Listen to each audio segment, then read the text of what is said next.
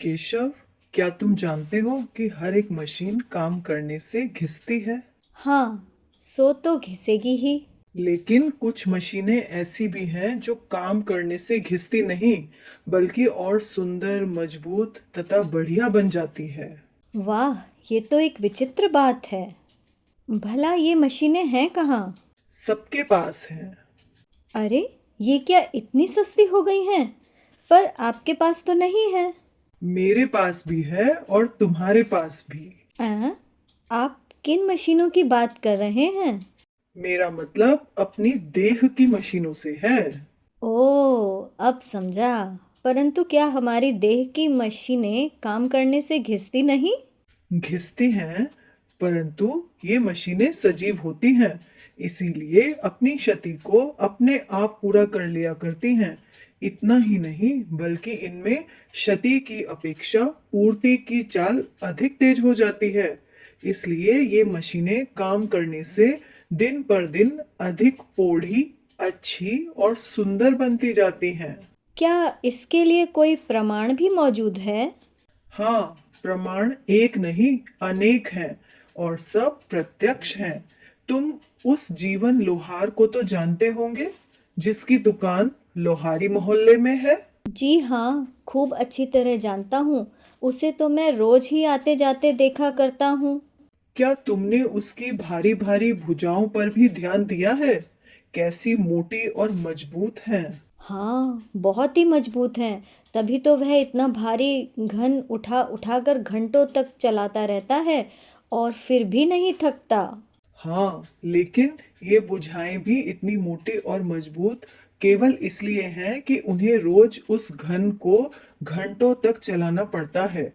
यदि आज वह इस काम को छोड़ दें और पढ़ने लिखने का काम करने लगे, तो वे बुझाएं भी वैसी न रह जाएंगी।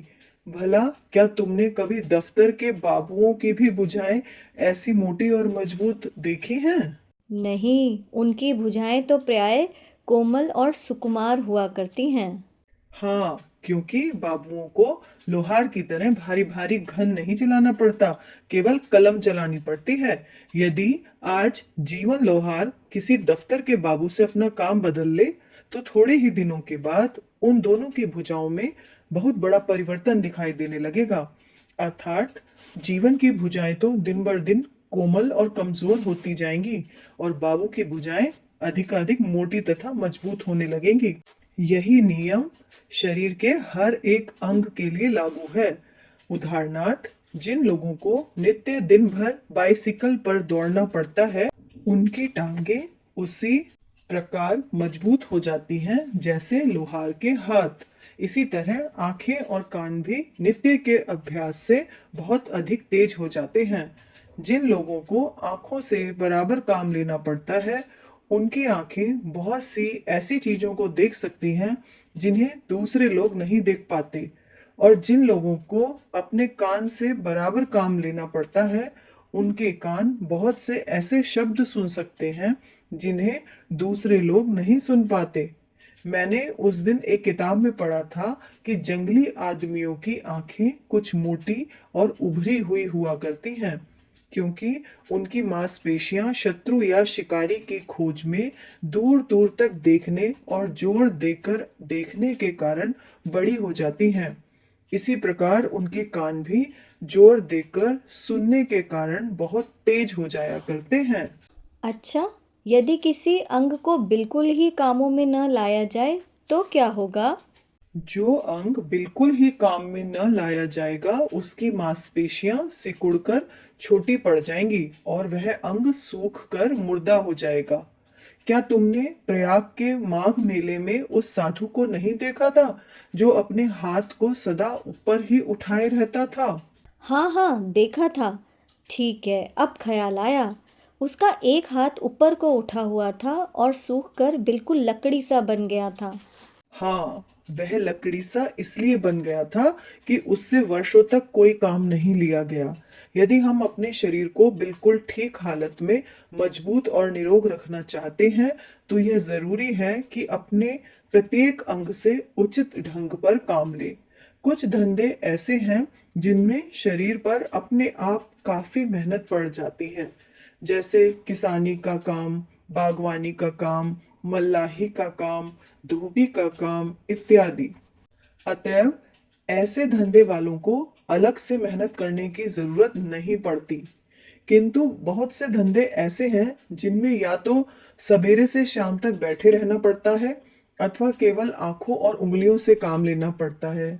जैसे दर्जी का काम, मोची का काम, दुकानदारी का काम, चित्रकारी का काम इत्यादि।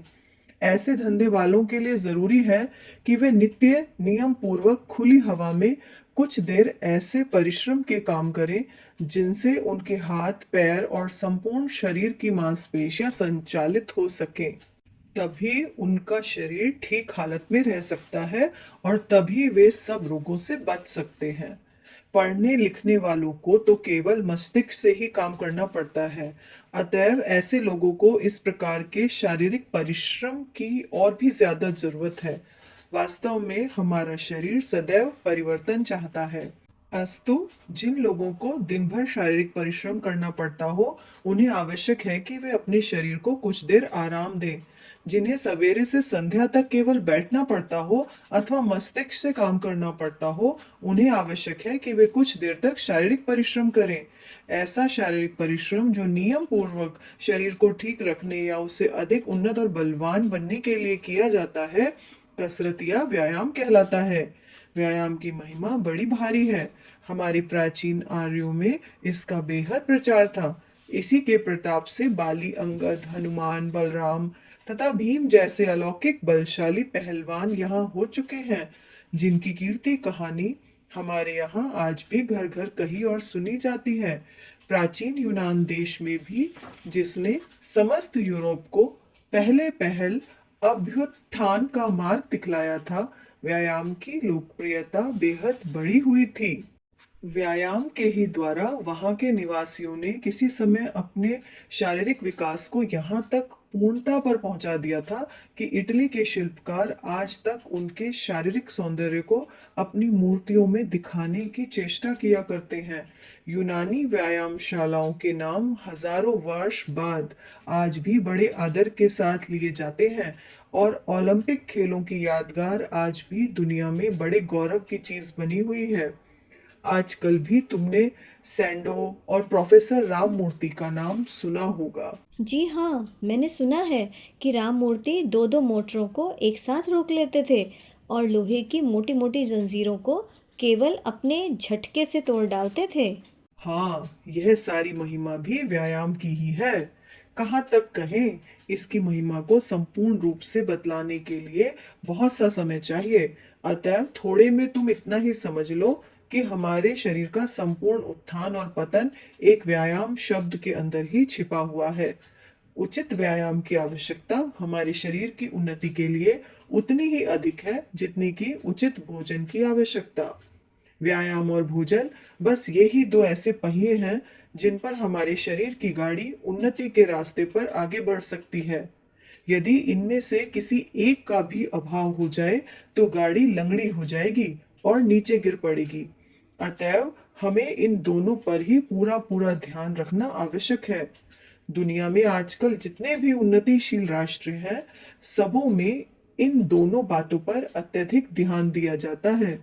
जर्मनी हो या जापान, इंग्लैंड हो या अमेरिका, सब जगह व्यायाम की महत्ता उतनी ही अधिक मानी जाती है जितनी कि भोजन की आवश्यकता। किंतु हमारे देश में बात बिल्कुल उल्टी दिखाई देती है।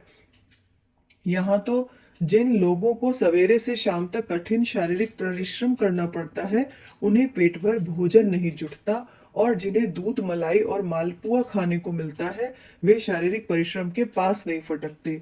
ऐसी अवस्था में यदि हम अधिकतर रोगी और कमजोर बने रहे, तो उसमें आश्चर्य ही क्या है। याद रखो कि व्यायाम को छोड़कर और कोई भी ऐसा दूसरा साधन नहीं है जिससे हमारा खून हमारे शरीर के हर एक भाग में अच्छी तरह बराबर चक्कर लगाता रहे।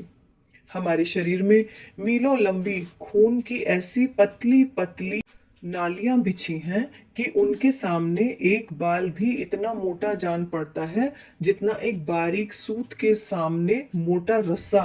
इन तमाम नालियों से खून का बराबर दौड़ते रहना तभी संभव है जबकि हम कसरत द्वारा शरीर के हर एक हिस्से पर पूरा जोर डालें और उसे संचालित करें।